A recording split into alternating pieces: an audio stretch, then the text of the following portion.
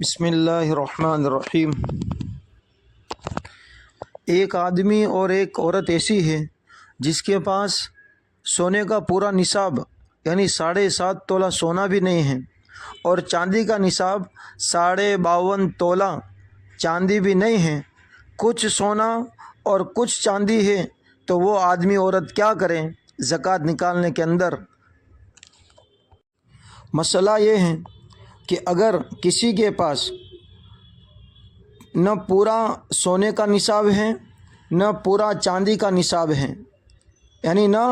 7.5 تولہ سونا ہے نہ 52.5 تولہ چاندی ہے، بلکہ کچھ سونا ہے اور کچھ چاندی ہے، تو دیکھا جا اب کرنا اس طرح ہے، ذرا دھیان سے سنیں۔ کرنا یہ ہے کہ کچھ سونا اور کچھ چاندی، پہلے تو دونوں کی قیمت نکال دو۔ جب دونوں کی قیمت نکالی جائے اور دونوں کی قیمت مل کر سونے یا چاندی کے کسی نصاب کو پہنچ جائے تو زکوٰۃ واجب ہو جائے گی۔ جیسا کہ آج کل سونے اور چاندی کی قیمتوں میں بڑا فرق ہو گیا ہے۔ اب اگر کسی کے پاس 1.5 تولہ سونا ہے اور چند تولہ چاندی ہے، تو دونوں کی جب قیمت لگائی جائے گی تو چاندی کے اعتبار سے یعنی 52.5 تولہ چاندی کی جو قیمت بنتی ہوگی اس کے برابر یہ 1.5 تولہ سونا اور چند تولہ چاندی کی قیمت پہنچ جائے تو اس آدمی پر اور اس عورت پر زکوٰۃ واجب ہو جائے گی۔ اسی طرح کسی کے پاس کچھ تولہ سونا، کچھ تولہ چاندی اور کچھ پیسے ہیں، یا ویپار اور تجارت کا سامان ہے، تو کچھ تولہ سونا،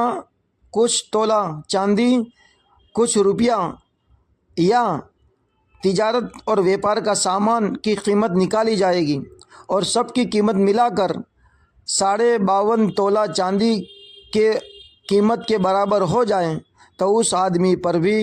زکوٰۃ واجب ہو جائے گی، اس عورت پر بھی زکوٰۃ واجب ہو جائے گی۔ یہ بھی یاد رکھیں کہ سونے اور چاندی کے زیورات ہو یا کوئی بھی شکل میں ہو، چاہے عورت اس کو پہنتی ہو کہ نہ پہنتی ہو، چاہے وہ استعمال میں آتے ہو کہ نہ آتے ہو، اس کو تجوری کے اندر یا اپنے بدن کے اوپر اس کو پہنا ہو، کہیں بھی اس کو سونا اور چاندی ہو، اس کی زکوٰۃ نکالنا فرض ہے، ضروری ہے۔ ایک ضروری مسئلہ یاد رکھیں جو اس زمانے میں پیش آتا ہے کہ سونا چاندی اگر بدن کے کسی حصے میں اس طرح لگ گیا ہو، وہ پیوست ہو گیا ہو کہ اسے آسانی کے ساتھ نکالا نہ جا سکتا ہو، جیسے دانتوں میں لگے ہوئے سونے چاندی کے تار یا وہ مسالہ جو دانتوں کے خول میں بھر دیا جاتا ہے، تو اس پر